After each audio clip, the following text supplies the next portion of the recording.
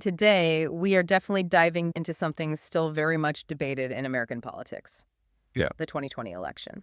Our main source here is Mollie Hemingway's book, Rigged: How the Media, Big Tech, and the Democrats Seized America's Elections. Yeah, rigged. That's quite a title. And the book's core argument is just as direct. We're not talking about your usual political back and forth here. The book lays out a case that powerful establishments deployed a whole range of tools. Right. Things like legal changes, significant corporate funding, what it calls media manipulation, and definitely using the pandemic response. All, according to the book, to basically lock in a specific outcome for 2020. The idea being they wanted to make absolutely sure that let's call it the political surprise of 2016, couldn't happen again. Exactly. And what's really crucial for you, the listener, to grasp as we unpack Rigged is the sheer scope of the coordination Hemingway alleges. The book describes basically an army of actors. Who we're talking about? Corporate-funded activists described as left-wing, tech billionaires, political operatives, all supposedly working together. The central idea presented is that the system itself, the rules of American democracy, were fundamentally changed in ways the book claims were designed to boost turnout in very specific, strategically chosen Democratic areas. Okay, and this focus on changing the system connects directly to what the source calls the grand contradiction of 2020. Because just 4 years earlier, remember, during the whole Russia investigation saga, Oh, yeah? the narrative from many in the media and politics was that the U.S. election system was, quote, irredeemably corrupt and broken. Questioning 2016 results was almost seen as a patriotic duty for a while there. Absolutely. Hemingway really hammers that point, the stark contrast. Fast forward to 2020, and you have these huge, sometimes hastily made changes to voting rules rolled out everywhere. Changes that, historically at least, raised big red flags about fraud potential. Right. But the narrative just flipped almost overnight, according to the book. Suddenly, the system's declared unquestionably safe. And if you dared to question the vulnerabilities of mass mail-in voting or all that private money flowing into government election offices, You were dismissed. instantly written off as, quote, the stuff of right-wing cranks and conspiracy mongers. Rigged argues this sudden, convenient switch in what was acceptable to discuss was itself a key part of the 2020 opposition playbook. Okay, so let's start breaking down this alleged operation. We need to look at the specific forces the book details. Section 1. The opposition's blueprint identifying the arrayed forces. So, thinking about the immediate aftermath of 2016, the book claims there was one dominant lesson learned by the political and media elites who opposed Trump. And that lesson was. According to the source material, it was this: they could not let an outsider gain control of a system that so many political elites depend on ever again. Democracy be damned. Hemingway contends this mindset drove a kind of consensus effort. An effort to use basically any institutional tool available to make sure he lost in 2020. That's the argument. And this opposition, Riggs stresses, wasn't just the Democratic Party structure. Right, you mentioned a whole list earlier. Yeah, the book details this complex network. Corporate-funded activists it labels left-wing, tech oligarchs who, it claims, helped normalize political censorship, state and local officials pushing through voting rule changes midstream, allegedly for partisan gain. Plus the press, which Hemingway characterizes pretty harshly as publishing fake news, and even federal law enforcement. The source alleges politicized federal law enforcement used surveillance powers to keep smearing Trump as some kind of foreign agent. It's quite a lineup of institutional forces described in Rigged. It really is. Yeah. And Hemingway's argument seems to be that believing the 2020 changes were completely secure meant you had to ignore some very real historical concerns about election integrity. Concerns that weren't just partisan talking points. Exactly. The book points out that experts across the spectrum worried about these things for decades. It even goes back to the 1960 election. Kennedy versus Nixon. Right. Kennedy's win in the Electoral College was razor thin, and it really hinged on vote totals in Illinois and Texas that looked, well, suspicious.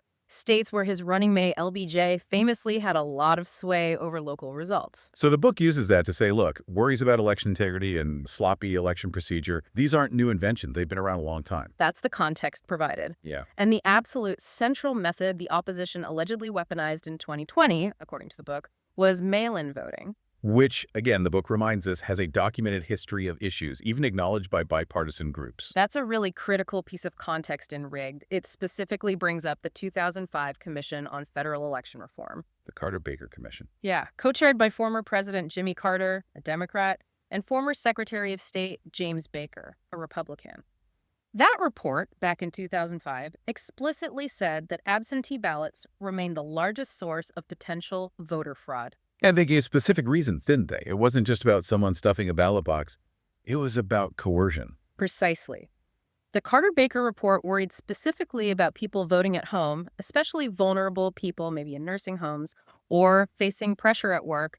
They're more susceptible to pressure, overt and subtle, or to intimidation. That makes sense. Plus, the report noted vote buying is much harder to catch with mail-in ballots compared to in-person voting. Hemingway really emphasizes this historical consensus, pointing out, for instance, that France actually banned mail-in voting way back in 1975 because of major fraud issues. So the argument is these widely accepted concerns were just brushed aside in 2020, using the pandemic as cover. That's the claim.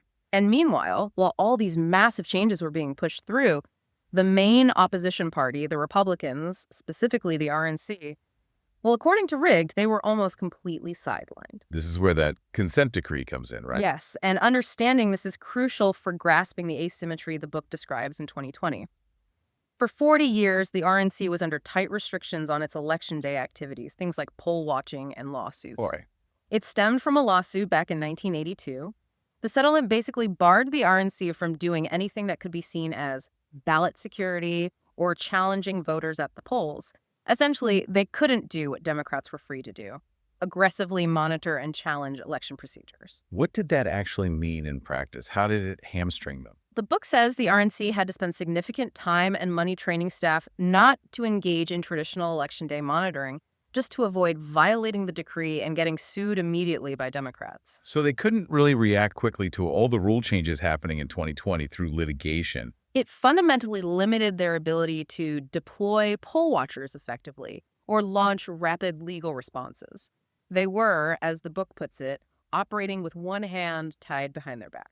And Hemingway includes this anecdote about Sean Spicer that kind of highlights how far the opposition allegedly went to keep those restrictions in place. Yeah, it's presented as a pretty stark example of legal harassment in the book's view. Democrats actually tried to get a judge to extend that decree for another 10 years. Seriously. Yes. And as part of that effort, they deposed Sean Spicer, Trump's former press secretary. And the big issue they focused on was this incredibly trivial detail that he watched the 2016 election returns on the 5th floor of Trump Tower. Why did that matter? They claimed it was the wrong floor, supposedly linked to campaign outreach. Trying to argue this tawny detail meant the RNC had violated the decree. It was a fishing expedition, basically. So the book uses this to show the lengths opponents went to make sure the RNC stayed, quote, utterly shackled, right when election rules were undergoing the biggest upheaval in modern history. Exactly. It sets the stage for how those rule changes were then strategically rolled out. Which brings us to Section 2, Leveraging Crisis. This part focuses on the legal architect, the COVID pretext, and this idea of the privatization of elections. Okay, so who is driving the legal strategy? The central figure highlighted is Mark Elias. He's often described in media reports as a Democratic power lawyer or an elections super litigator.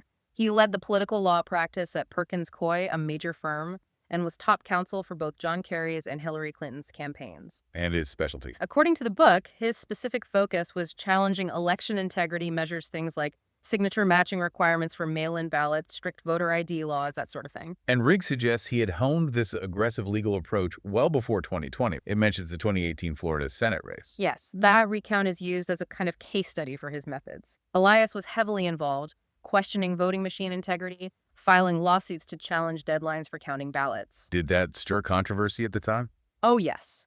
The source material notes it drew sharp criticism from Florida Republicans like Senator Marco Rubio and former Governor Jeb Bush.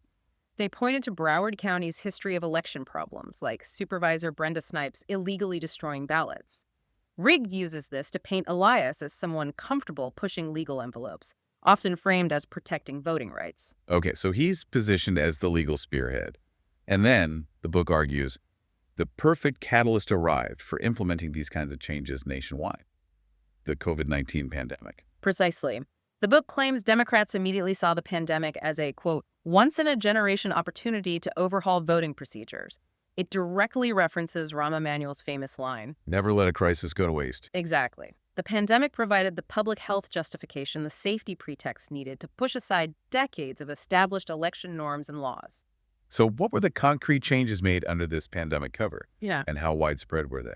The book states over 30 states made significant changes very quickly, primarily a massive expansion of mail-in balloting, often going from systems where you had to request an absentee ballot with a reason to states just automatically sending ballot applications or even live ballots to every single name on the voter rolls. Even if the rolls weren't fully up to date or accurate? That's the implication. Other key changes included placing lots of those ballot drop boxes around, often without much security, and providing prepaid postage for election mail.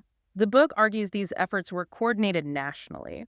And the RNC was playing catch-up. Completely on the defensive, according to Rigged, they were facing this barrage of lawsuits from Elias and affiliated groups just trying to keep existing laws on the books. This sounds like a coordinated legal push to change the rules while everyone else was focused on the health crisis.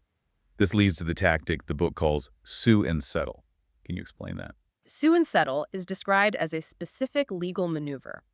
Elias's groups would file lawsuits targeting election rules, often against secretaries of state or election boards where the officials were Democrats or politically sympathetic. Okay. Then, instead of fighting the lawsuit vigorously, these officials would quickly settle it by agreeing to the changes the lawsuit demanded, like extending ballot deadlines, weakening signature matching, relaxing ID rules. And because it was a court settlement. It bypassed the state legislature entirely. The court order mandated the changes. Hemingway claims the RNC was stuck fighting over 50 defensive lawsuits just trying to stop the bleeding, while Democrats used the courts and the crisis to get the rule changes they wanted. Wow. And underpinning this legal strategy was a huge influx of private money that, the book argues, fundamentally altered how elections were run at the ground level. This is the Zuckbucks controversy. Yes, this is probably the most novel and debated aspect of the 2020 election described in Rigged. We're talking about hundreds of millions of dollars in grants from Mark Zuckerberg and Priscilla Chan's organizations, mainly CEIR and the Center for Tech and Civic Life, or CTCL. And where did this money go? Directly into government election offices, hundreds of millions. Hemingway argues this money wasn't just general support. It was specifically targeted to promote mail-in balloting and essentially let liberal activist groups run their get-out-the-vote operations using government infrastructure in key Democratic areas. The book claims the funding wasn't evenly distributed, though. It was targeted. Highly targeted, according to the data cited in Rigged. In Georgia, for example, the book presents figures showing that counties Joe Biden won, which received these Zuckbucks, got nearly 4 times more money per registered voter, about $7.10, compared to counties Trump won, which got only $1.91 per voter. And what was that extra money used for? Things like buying specific equipment, high-speed ballot scanners, those drop boxes, and paying election staff salaries. The source material argues this essentially created a state-run complement to Democrats' get-out-the-vote operation in the places that mattered most for Biden. The claim is this targeted funding shifted the vote by an average of 2.3 percentage points toward Democrats in the counties that received it. That's a significant claim.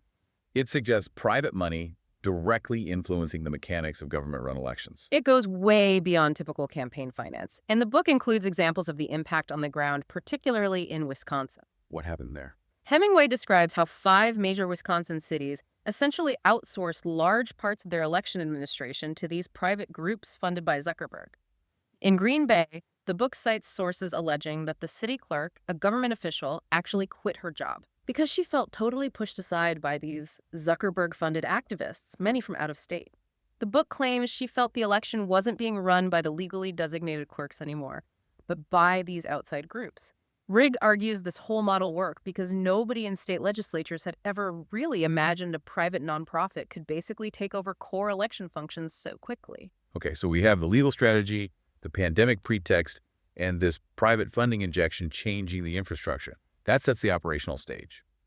Now let's turn to Section 3, the war on information and narrative control. This is where the media and big tech allegedly played their part. According to Rigged, the media's primary role throughout 2020 was to wield the COVID-19 crisis like a cudgel against Donald Trump. The book argues they constantly shifted narratives, sometimes contradicting themselves week by week to keep the pressure on him. What kind of contradictions? The book recalls the very early coverage. Initially, some outlets downplayed the virus risk. It cites a Vox article questioning if a deadly pandemic was even possible, and other pieces criticizing Trump's early travel bans from China as xenophobic overreactions. But then later, When the administration focused on specific potential solutions, the media reaction changed again. Exactly. The source material claims the media ridiculed Trump's focus on treatments like hydroxychloroquine, even when some early studies looked promising. And perhaps most notably, they scoffed at his predictions for rapid vaccine development through Operation Warp Speed. I remember some skepticism about the timeline. Rigg points out outlets like NBC News called his prediction of a vaccine by year's end a miracle. But, the book emphasizes, Operation Warp Speed delivered the first vaccine, got FDA emergency use authorization in December 2020, much faster than expected. Hemingway argues the media systematically downplayed or buried this major achievement for political reasons, preferring to focus on narratives of failure. And this narrative control also extended to the virus's origins, particularly regarding China. Oh, heavily. The book argues the media became obsessed with framing any mention of the virus's origin in China, calling it the China virus or Wuhan virus, as inherently racist on Trump's part, While giving China itself. what the source material describes as very friendly coverage. It cites examples like a New Yorker piece titled How China Controlled the Coronavirus. And importantly, people who raised the possibility early on that the virus might have leaked from the Wuhan Institute of Virology, like Senator Tom Cotton, They were dismissed as conspiracy theorists. routinely accused of fomenting conspiracy theories, even as questions about China's transparency grew. The book presents this as the media actively shielding a narrative that was politically damaging to Trump. This theme of information suppression leads us straight to probably the most high-profile example, the Hunter Biden laptop story, just weeks before the election. Right. And Hemingway takes pains to detail the evidence of Hunter Biden's controversial business dealings that was already public before the New York Post story broke. Things like his discharge from the Navy Reserve for cocaine, his lucrative board position at Burisma while his father oversaw Ukraine policy, that large diamond he reportedly got from a Chinese energy tycoon, the $3.5 million wire transfer from the wife of Moscow's former mayor. So there was already a documented pattern. Yes, and the Senate had even released an 87-page report outlining much of this just a month before the election. So when the New York Post published emails and other material allegedly from Hunter Biden's abandoned laptop, what was the immediate reaction from the media and tech companies, according to Rigged? The book describes it as swift, coordinated censorship. Almost immediately, Facebook's policy communications manager announced they were reducing its distribution while it was fact-checked, effectively throttling the story's spread. And Twitter. Twitter went even further. They flat-out blocked users from sharing the New York Post link, and they locked the newspaper's official account, demanding they delete the tweets about the story. Hemingway argues this was a really unprecedented level of direct corporate censorship of a major news outlet's reporting. And the justification given for this clampdown, it wasn't just, we think it's false, was it? No, that's the crucial part. The justification came wrapped in the authority of the intelligence community. 50 former intelligence officials signed a public letter. What did the letter say? It warned the laptop story had all the classic earmarks of a Russian information operation. This became the dominant narrative overnight, providing cover for media outlets and tech platforms to ignore or dismiss the actual substance of the reporting. So instead of investigating the contents, the focus shifted to, it's probably Russian disinformation. Exactly. Hemingway notes this narrative conveniently ignored what the book calls the simpler, more plausible explanation. That Hunter Biden, given his troubled history detailed elsewhere, had just forgotten his laptop at a repair shop. The book really contrasts this with the years the press spent speculating about potential Trump connections to Russia with little hard evidence. Here, there was concrete material, and the instinct, according to Rigg, was suppression. Okay, shifting from the information space to the actual campaign trail, the book is also highly critical of the presidential debates, viewing them as another biased institution. Yes, it focuses particularly on the first debate, moderated by Chris Wallace. The source material alleges Wallace essentially played defense for Biden. Oh. The book argues Wallace relentlessly pressed Trump to condemn white supremacists, which was a recurring media theme, but completely failed to push Biden to criticize Antifa or other left-wing groups involved in the widespread rioting that summer. Trump supporters, according to Rigg, felt Wallace shielded Biden from difficult questions about his family's business dealings, like Ukraine or that Moscow wire transfer. And the Commission on Presidential Debates itself faced criticism after that first chaotic debate. It did. The commission made some controversial decisions. They unilaterally decided to make the second debate virtual after Trump got COVID, which led Trump to pull out and the debate being canceled altogether. But there was also an incident involving the moderator chosen for that canceled debate. Right, Steve Scully. He had previously interned for Joe Biden. Then, shortly before the scheduled debate, a tweet appeared on his account asking Anthony Scaramucci for advice on how to respond to Trump. That sounds pretty partisan. Extremely. Scully then claimed his account had been hacked, and the commission chairman immediately jumped to Scully's defense, accepting the hacking claim without any apparent evidence. Hemingway argues this immediate circling of the wagons around a moderator caught in a clearly partisan communication convinced critics that the commission itself wasn't really interested in ensuring a fair debate platform. Okay, so now we arrive at Election Day itself and the subsequent count. According to Rigged, the initial signs on election night looked very positive for the Trump campaign. Yes, the early returns, particularly the in-person vote, showed Trump doing very well. The book states he won Florida by a comfortable 3.3 points, a blowout by Florida standards, and seemed to be leading comfortably in key states like North Carolina, Georgia, and the Midwestern battlegrounds, Michigan, Wisconsin, Pennsylvania. So for a few hours, it felt like 2016 all over again. It definitely looked like another potential massive upset was brewing based on those initial numbers.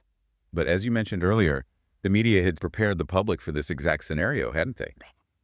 For months, they'd been talking about the red mirage.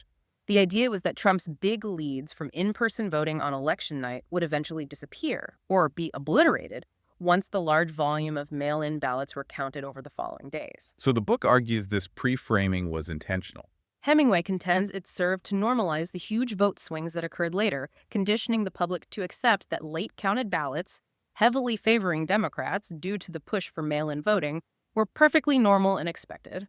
And then came a specific event that the book claims really fueled suspicion: the early Arizona call by Fox News. Yes, this is presented as a major moment of distrust. Around 11:19 p.m. Eastern Time on election night, the Fox News decision desk called Arizona for Joe Biden. Why was that controversial? Arizona was a state Trump had won in 2016, and it was seen as very close. At the time Fox called it, the reported margin was 8.5 points for Biden, but the final official margin ended up being incredibly tight, just 0.3%, fewer than 10,500 votes out of nearly 3.4 million. So the call seemed premature given how close it ultimately was. Extremely premature, critics argued. And the book points out the contrast.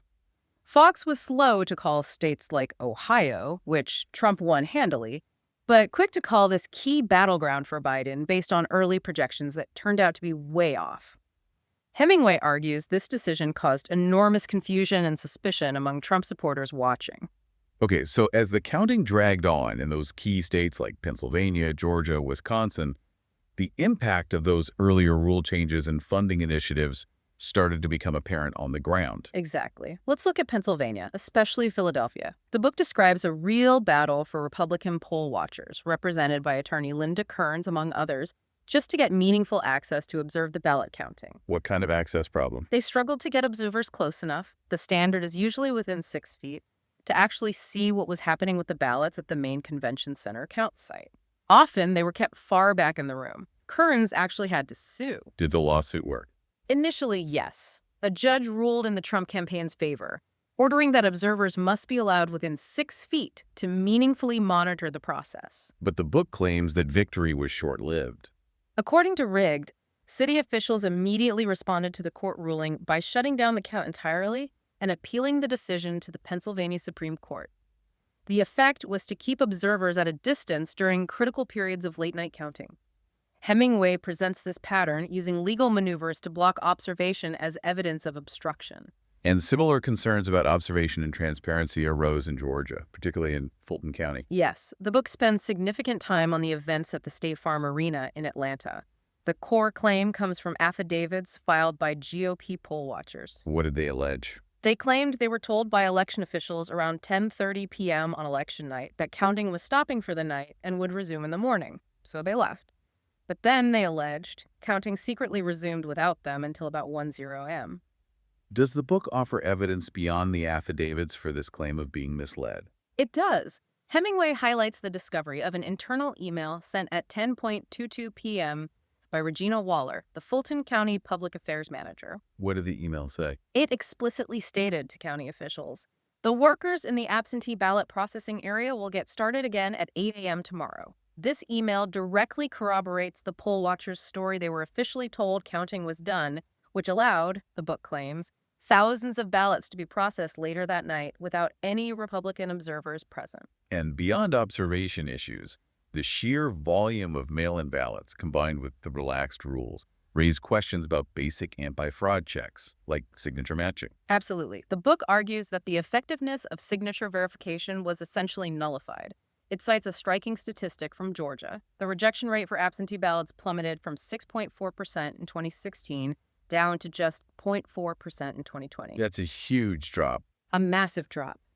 The book's interpretation is that with millions of mail-in ballots flooding in under relaxed rules, election workers simply couldn't or wouldn't perform meaningful signature checks to reject ballots where the signature didn't match the one on file.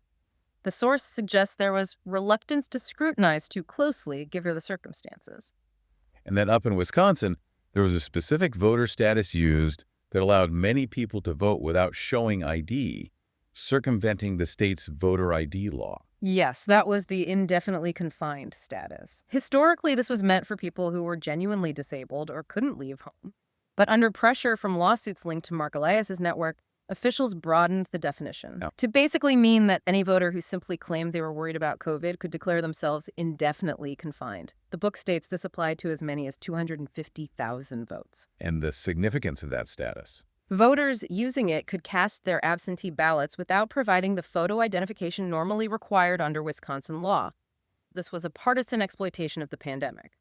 It also mentions a separate Wisconsin issue: the state Supreme Court decision to keep the Green Party candidate off the ballot. Why was that controversial? Because the court actually admitted the Election Commission had broken the law in how it handled the Green Party's paperwork, but ruled it was simply too late, too inconvenient to reprint ballots. Critics cited in the book argue this was a partisan decision that likely helped Biden by preventing potential third-party votes from being cast. Okay, let's shift gears slightly to Section 5, the longer game. This covers both the Trump campaign's internal efforts to consolidate support before 2020 and how the opposition allegedly used social unrest during the summer. First, the Republican side, the DPO operation. Right.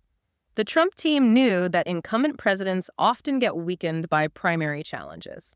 So, well before 2020, they ran what they called the Delegates, Primaries, and Organization, or DPO operation.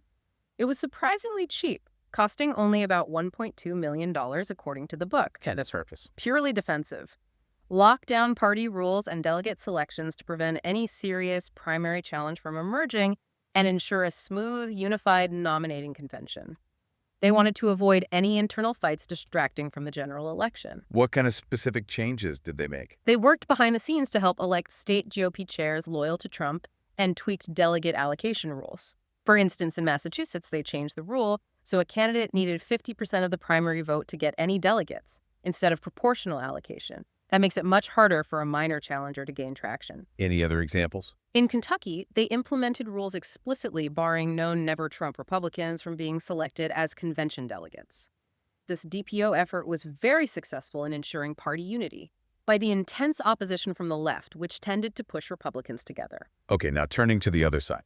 The book argues that the left, Democrats, and the media strategically used the racial unrest and protests throughout the summer of 2020 as an electoral weapon. Yes, the source material contends that the widespread, violent unrest was amplified and framed specifically around a narrative of systemic racism. It argues this narrative was pushed relentlessly even when specific facts didn't fit. Can you give an example from the book? After Derek Chauvin was convicted for murdering George Floyd, Minnesota's Attorney General Keith Ellison stated publicly that the prosecution team did not actually allege that racism was a motivating factor in that specific killing. Yet, Democrats and media figures widely insisted that the Chauvin conviction was definitive proof of pervasive, systemic racism throughout American institutions.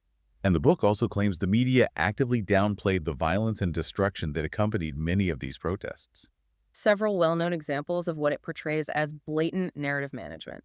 The most famous is probably MSNBC's Ali Velshi reporting live from Minneapolis. In front of the burning building. Yes, standing literally in front of a huge fire engulfing a building, saying on air, "This is mostly a protest. It is not, generally speaking, unruly." Another example is CNN describing riots in Kenosha, Wisconsin, with clear images of buildings ablaze as fiery but mostly peaceful. Why does the book argue this downplaying occurred? What was the political purpose? The book suggests this type of coverage discouraged mayors and governors from calling in state police or the National Guard to quell the violence. This allowed the unrest and the accompanying narrative of American failure to continue throughout the summer and fall, keeping it prominent in the run-up to the election. And this overall narrative of systemic injustice wasn't just grassroots, right? The book points to ideological underpinnings and significant corporate backing. Absolutely. It connects the unrest to the growing influence of identity politics and critical race theory, citing things like the New York Times' 1619 Project, which reframed American history around slavery. And crucially, it highlights the massive corporate support for the Black Lives Matter movement. How much support are we talking about? The book cites reports indicating that the 100 largest U.S. corporations pledged over $1.63 billion to BLM and related causes. This huge influx of money and establishment backing, Hemingway argues, helped legitimize the movement and sustain the crisis narrative that was seen as politically advantageous to Trump's opponents. Okay, so this brings together all the threads. The legal changes, the funding, the pandemic pretext, the information control, the leveraging of social unrest. This complex, coordinated effort is the central claim of Mollie Hemingway's Rigged. Well, at the end of the day, after all the counting and recounting, Joe Biden won the presidency. But the margin was incredibly narrow in the key states. Fewer than 43,000 votes across Georgia, Arizona, and Wisconsin decided the Electoral College outcome, out of almost 160 million votes cast nationally. So the book argues the combined weight of all these efforts described did achieve the primary goal. Yes, Hemingway contends the establishment forces arrayed against Trump deployed their arsenal, as described in the book, and succeeded in narrowly defeating him. But the underlying political shift that brought Trump to power, the movement he represented, that wasn't stopped. Not at all. Despite everything, the Trump coalition actually grew significantly. He gained 12 million new voters compared to 2016. The book describes the GOP transforming into a 75 million voter-strong, multiracial, working-class party. So the conclusion is, the establishment won the 2020 battle, according to the book, but didn't crush the rebellion.